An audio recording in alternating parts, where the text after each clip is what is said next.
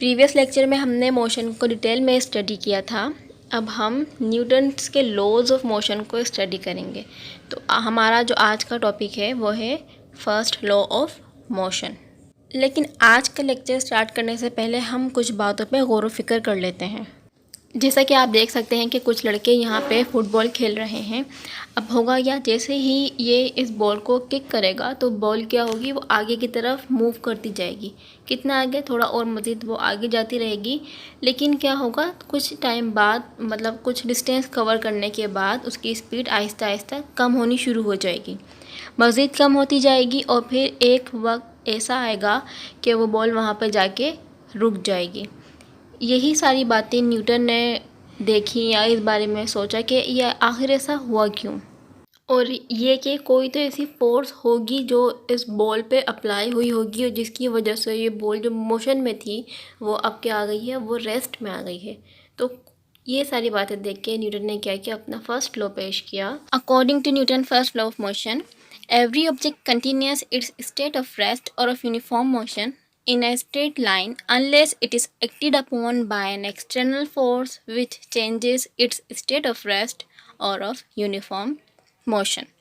मतलब क्या हुआ कि अगर कोई बॉडी रेस्ट में है तो वो रेस्ट में ही रहेगी, या कोई बॉडी अगर मोशन में है तो वो मोशन में ही रहेगी जब उस वक्त तक उसके ऊपर कोई एक्सटर्नल फोर्स अप्लाई ना हो जाए। अब जैसे कि यहाँ पे आप देख सकते हैं कि कुछ बुक्स रखी हुई हैं जो कि रेस्ट में है, मतलब नो फोर्स इज अप्लाइड, उसके ऊपर कोई फोर्स अप्लाई नहीं है, वो रेस्ट में है, रुकी हुई हैं। तो वो कब तक वहाँ पे रखी रहेंगी, वो उस वक्त तक वहाँ पे रखी रहेंगी जब तक उसके ऊपर कोई एक्सटर्नल फोर्स अप्लाई ना हो जाए। न्यूटन ने यही बात कही थी कि अगर कोई चीज़ रेस्ट में है तो वो उस वक्त तक रेस्ट में रहेगी जब तक उसके ऊपर कोई एक्सटर्नल फोर्स अप्लाई ना हो जाए, या अगर कोई भी ऑब्जेक्ट मोशन में है तो वो उस वक्त तक मोशन में रहेगा जब तक हम उसके ऊपर कोई एक्सटर्नल फोर्स अप्लाई ना कर दें। अब आप ये बस देखें, अगर ये मूव कर रही है, मोशन में है, तो ये आगे मूव करती चली जाएगी। कब तक मूव करती रहेगी, जब तक हम इस पर ब्रेक अप्लाई ना करें। ब्रेक मतलब हम फोर्स अप्लाई ना करें। जब तक हम ब्रेक अप्लाई नहीं करेंगे या कोई फोर्स अप्लाई नहीं करेंगे तो ये जो बस है वो क्या होगी, वो मूव करती चली जाएगी, मतलब वो आगे चलती जाएगी। इसी वजह से हम Newton first law of motion को लॉ ऑफ इनर्शिया भी कहते हैं, क्योंकि इनर्शिया की डेफिनेशन ये होती है, मतलब इनर्शिया ये होता है कि वो किसी भी ऑब्जेक्ट की स्टेट को चेंज होने में अपोज करता है, मतलब उसको रोकता है या उस पर रुकावट पेश करता है। मतलब ये हुआ कि अगर कोई बॉडी रेस्ट में है और वो मोशन में जाना चाहती है तो इनर्शिया क्या चाहेगा कि वो बॉडी रेस्ट में थी तो रेस्ट में ही रहे, या अगर वो बॉडी मोशन में थी तो वो मोशन में ही रहे, अपनी स्टेट को चेंज ना करे। इसी वजह से फर्स्ट लॉ ऑफ मोशन को हम लॉ ऑफ इनर्शिया भी कहते हैं। इसको हम एक एग्जाम्पल से समझने की कोशिश करते हैं। फिर से आप कंसीडर करें कि यहाँ पे एक बस है, ठीक है। अब उसके अंदर क्या है, कुछ पैसेंजर बैठे हुए हैं और कुछ पैसेंजर खड़े हैं। अब अचानक क्या हुआ, अचानक ही बस ने चलना शुरू कर, मतलब ये कि बस अभी रेस्ट में थी लेकिन अचानक वो क्या हुआ, उसने चलना शुरू किया। तो जो उसके अंदर खड़े जो पैसेंजर थे उनको एक झटका लगा, मतलब एक जर्क फील हुआ। कहाँ पे, पीछे की तरफ। पीछे की तरफ क्यों फील हुआ, अब आप ये देखें, हम बस में खड़े हैं तो हमारी बॉडी का कौन सा पार्ट बस से कॉन्टेक्ट में है, लोअर पार्ट, मतलब हमारे जो लेग्स वगैरह हैं, वो हमारा जो लोअर पार्ट है वो हमारा क्या है, वो बस से कॉन्टेक्ट में है। बस रुकी हुई थी, हम भी रुके हुए थे, हमारे जो लेग है मतलब जो लोअर पार्ट है वो कांटेक्ट में था। अचानक से बस ने आगे चलना शुरू किया। अब बस आगे जाएगी तो क्योंकि हमारे जो लोअर पार्ट है वो कांटेक्ट में है उस बस के साथ, तो हमारे लेग भी आगे की तरफ होंगे।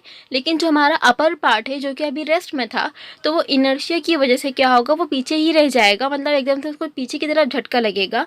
रीज़न ये है कि वो चाहता है, मतलब हमारा जो अपर पार्ट है या वो जो हमारी बॉडी के अंदर जो इनर्शिया है वो ये चाहता है कि हम जो है रेस्ट में थे तो रेस्ट में ही रहें। लेकिन अचानक से बस के चलने की वजह से क्या हुआ कि हम मोशन में आ गए। इस वजह से क्या होता है, हमें एक पीछे की तरफ झटका लगता है। अब आप यहाँ पे बहुत क्लियरली इसको चेक कर सकते हैं। लेकिन जो आपको हल्का सा शेडो सा दिख रहा है वो आप पहले, वो आपकी पोजीशन वो थी, आप खड़े थे, आपका पाँव या लोअर पार्ट जो है बस से कांटेक्ट में था। जैसे ही बस ने चलना शुरू किया तो जो आपका लोअर पार्ट है वो तो आगे की तरफ चला गया, लेकिन जो आपका अपर पार्ट है वो क्या होगा, वो पीछे की तरफ ही रह गया। क्योंकि हमारा जो अपर पार्ट है वो ये चाहता है कि हम रेस्ट में थे तो हम रेस्ट में ही रहें। अब क्योंकि गाड़ी आगे मूव कर रही है तो क्या हुआ, अचानक ही जो ड्राइवर है उसने क्या किया, ब्रेक अप्लाई कर दिया। अब जब ब्रेक अप्लाई किया तो अब क्या होगा, अब क्योंकि बस भी मोशन में थी, उसके साथ जो हम खड़े थे हम भी मोशन में थे, लेकिन हमारे जो लोअर पार्ट है वो क्या था, वो कांटेक्ट में था। बस आगे की तरफ जा रही थी, मतलब हम भी आगे की तरफ जा रहे थे, लेकिन जैसे ही अचानक ने ड्राइवर मतलब बस ड्राइवर ने अचानक ही ब्रेक अप्लाई किया तो उससे हुआ क्या कि हम बस के साथ आगे जा रहे थे, लेकिन जो हमारा मतलब पूरी बॉडी जो एक आगे की तरफ जा रही थी, लेकिन ब्रेक अप्लाई होने के बाद ये हुआ कि हमारा लोअर पार्ट रुक गया। क्यों रुका, क्योंकि वो बस से कांटेक्ट में था, लेकिन हमारा जो बॉडी का अपर पार्ट है वो अब भी ये चाहता है कि अगर मैं मोशन में था तो मैं मोशन में ही रहूं।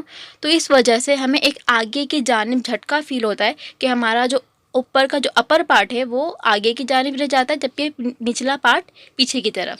इसको आप देखें, बहुत क्लियर देख सकते हैं कि अब आप जो ये लाइट सा जो आपको शेडो दिख रहा है वो आप पहले आपकी इनिशियल स्टेट थी, वो आप सीधे खड़े थे क्योंकि बोर्ड बस आगे मूव कर रही थी तो आप भी आगे मूव कर रहे थे। अब इस तरीके से आपका जो लोअर पार्ट है वो बस के कांटेक्ट में था, तो वो अब ब्रेक अप्लाई हो चुका है तो बस रुक गई, मतलब आप भी रुक गए। लेकिन जो आपका अपर पार्ट था वो अब भी ये चाहता है कि वो आगे मूव करे बिकॉज ऑफ इनर्शिया, क्योंकि इनर्शिया ऐसा चाहता है। तो इनर्शिया क्या चाहता है कि अगर कोई भी बॉडी या कोई भी ऑब्जेक्ट रेस्ट में है तो वो रेस्ट में ही रहे, या अगर कोई भी ऑब्जेक्ट मोशन में है तो वो मोशन में ही रहे उस वक्त तक कि जब तक उसके ऊपर कोई एक्सटर्नल फोर्स अप्लाई ना की जाए। और यही न्यूटन का फर्स्ट लॉ है, फर्स्ट लॉ ऑफ मोशन, कि क्या अगर कोई बॉडी रेस्ट में है तो वो उस वक्त तक रेस्ट में रहेगी जब तक उसके ऊपर कोई एक्सटर्नल फोर्स अप्लाई ना कर दी जाए, या अगर कोई भी ऑब्जेक्ट मोशन में है तो वो उस वक्त तक मोशन में रहेगा जब तक उसके ऊपर कोई भी एक्सटर्नल फोर्स अप्लाई ना कर दी जाए। अब आप ये देखें कि अगर फॉर एग्जांपल अगर मैं फ़ुटबॉल की ही बात करूं कि यहाँ पे कोई भी फ्रिक्शन ना हो, मतलब फ्रिक्शन का मतलब कोई भी रुकावट ना हो। अब वो जो बॉल रुक जाती है किरण, उसके ऊपर डिफरेंट फोर्सेस अप्लाई होती होंगी, कोई फ्रिक्शन कोई रगड़ होती होगी जो उसको ज़मीन से मिल रही होगी या लग रही होगी, या वहाँ पे एयर फ्रिक्शन होगी, या उसको हवा जो है वो रोक रही होगी या उसको अपोज कर रही होगी, जिसकी वजह से वो बॉल जो है वो रुक गई। लेकिन अगर कोई ऐसी जगह हो जहाँ पे कोई फोर्स ना हो, कोई फ्रिक्शन ना हो, तो कोई भी ऑब्जेक्ट क्या होगा, वो मूव करता ही रहेगा, मूव करता रहेगा, यहाँ तक कि वो हमारी इस दुनिया से मूव करता करता बाहर भी चला जाएगा। मतलब आप इसकी एग्जांपल स्पेस में देख सकते हैं। स्पेस में क्या होता है, हर चीज़ें मूव करती रहती हैं क्योंकि वहाँ कोई फोर्स नहीं है, कोई ग्रेविटी नहीं है, तो हर चीज़ क्या होती है, वो मूव करती रहती है। इसी तरीके से अगर कोई इस टाइप की कोई स्पेस टाइप कुछ चीज़ ऐसी अगर हमारी अर्थ पे भी हो, तो कोई भी अगर ऑब्जेक्ट मूव कर रहा है या मोशन में है तो वो मोशन में ही रहेगा। इसकी एग्जांपल आप एक और भी ले सकते हैं, वो ये कि अगर हम फॉर एग्जांपल बैठे हुए हैं और हमारे हाथ में मोबाइल है या हम टीवी वगैरह में कोई प्रोग्राम वगैरह देख रहे हैं, तो हम कब तक बैठे रहेंगे, हमारा बस चले तो हम बैठे ही रहेंगे। मतलब हम ये चाहेंगे कि हम अगर कोई मोबाइल यूज़ कर रहे हैं या कोई मूवी देख रहे हैं या कोई भी टीवी पे प्रोग्राम देख रहे हैं तो हम वही देखते रहें, और हम वो देखते भी रहेंगे। कब तक देखते रहेंगे, जब तक हमारे घर से हमारे पेरेंट्स की आवाज़ ना आ जाए कि बस अब आ भी जाओ। तो ये चीज़ इनर्शिया जो है हमारी अपनी डेली रूटीन में भी होती है।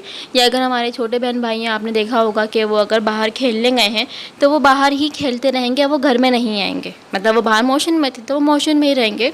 वो कब तक बाहर नहीं आए, घर में नहीं आएंगे, जब तक उनको डांट के घर में बुलाया ना जाए। तो ये जो इनर्शिया है ये हम पे भी अप्लाई हो रहा है, क्योंकि हमारा भी दिल यही चाहता है कि अगर हम बैठे हैं तो बस हम बैठे रहें सुकून से, हमें कोई यहाँ पे आके उठाए ना। या अगर हम बाहर खेल रहे हैं या इंजॉय कर रहे हैं, घूम फिर रहे हैं, तो हम बाहर ही आउटिंग ही करते रहें, हमें कोई घर में ना बुलाए। हमें कोई जो घर में कौन बुलाते हैं, हमारे पेरेंट्स बुलाते हैं। मतलब जो हमारे पेरेंट्स हैं वो क्या है, वो फोर्स हैं, वो एक्सटर्नल फोर्स हैं जो हम पे अप्लाई हो रही है, जिसकी वजह से हमें वापस घर पे आना पड़ता है। उम्मीद करती हूँ आपको आज का लेक्चर मतलब Newton first law of motion या लॉ ऑफ इनर्शिया अच्छे से समझ में आ गया होगा। अल्लाह हाफिज़।